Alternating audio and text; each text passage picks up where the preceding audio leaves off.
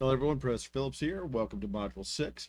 Now, up until this point, we have analyzed strategy, we've analyzed data infrastructure, and advanced metrics. This week, we examine the massive enterprise software applications that actually tie an entire corporation together.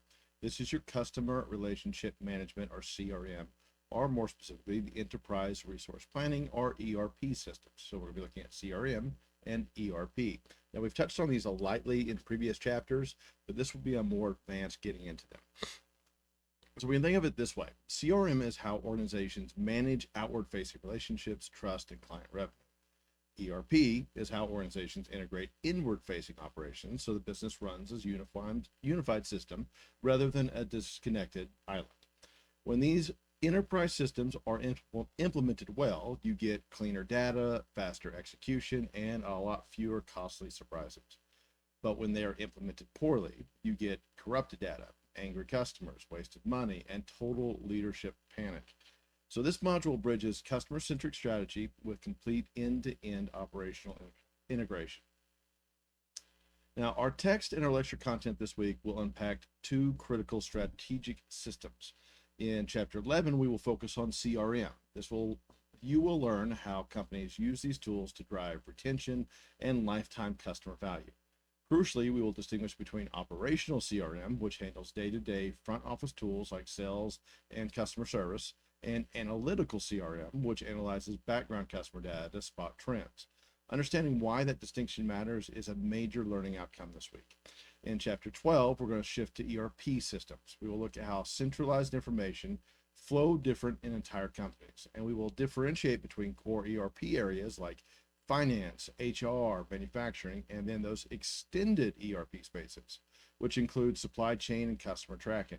We'll also address how modern ERPs are integrating cutting-edge technologies and emerging technologies into their architectures. So layout for this week, same as the previous 5: video lectures, textbook, case studies, Power BI, then the module exams, and your deliverables. So let's look closely and outline my expectations for your primary deliverables this week. Now, excuse me.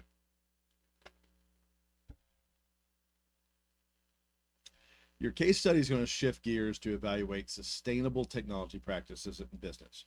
Using resources like Seneca Behaves, you will explore the urban mind, the reality that our junk drawer holds higher concentrations of gold than the actual mines that we have.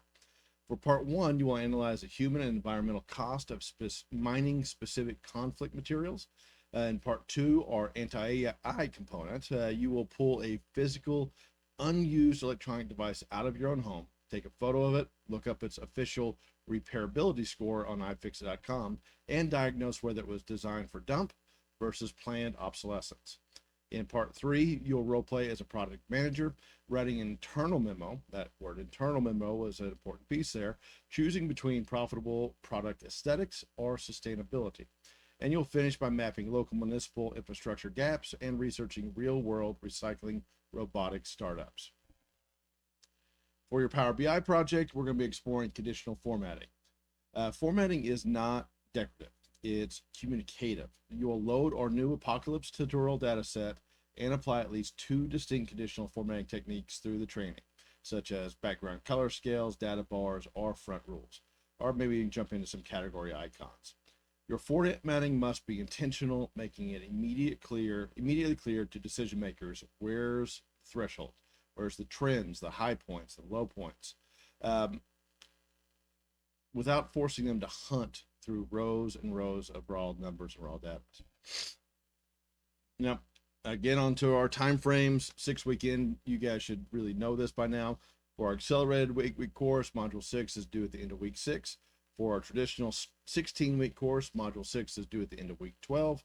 Your work must always be submitted by Friday at exactly 5 p.m. Late work is never accepted and results in automatic 0. It doesn't matter if it's 5:01 or 1 day later, it's still late, still a 0.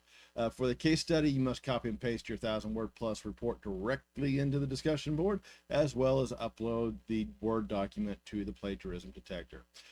So failure to do either one of those, of course, is going to be a 0%. And for your Power BI, you must send over your PBIX file so that I can see, look at it, check your authorship, do all those type of things, and give you a grade. And we had some incidences last module. If you send me a corrupted file, I will always grade exactly what you send me. So if I open it up and it's gibberish that doesn't meet any of the requirements of the assignment, that's a 0. If I open up the Word document and it has nothing in it, that's a 0. Whatever you submit is what I will grade. So guys, jump in the material earlier, make your visuals intentional, and master those enterprise operations. I'll see you in the data. If you have any questions, comments, concerns, just let me know. Otherwise, have a very fruitful day. Bye, guys.